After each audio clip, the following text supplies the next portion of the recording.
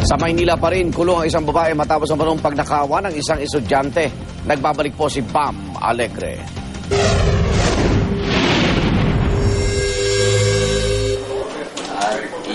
Dahil sa coin purse na may lamang 120 pesos, inaresto at nakulong ang 19 anyos na si Janet Domingo. Ayon sa mga otoridad, nangyari raw ang pagnanakaw sa isang convenience store sa loob ng isang pamantasan sa Maynila. Ang dalawang biktima na pawang mga menor de edad na estudyante, natukoy ang suspect sa pamamagitan ng CCTV footage sa loob ng convenience store. Niyaya akong panoorin yung CCTV, so ayun, nakita. Tapos pinaano na sa mga security, pina-alert na sa mga security. Paano siya nahuli? Nakita na may dudukuting iba. Hindi pa raw nakakalayo ang suspect nang mahabol at ma-corner siya ng security guard. Gi naman ni Domingo na pagbintangan lang daw siya. Marami naman magkakamukha ng babae pag nakikita sa CCTV.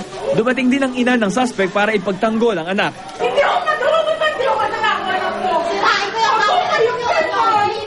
Hindi ako magnanakaw, anak ko. Kasalukuyang nakapiit si Domingo sa MPD Station 4 habang hinihintay ang inquest proceedings. Para sa unang balita, Bam Alegre reporting.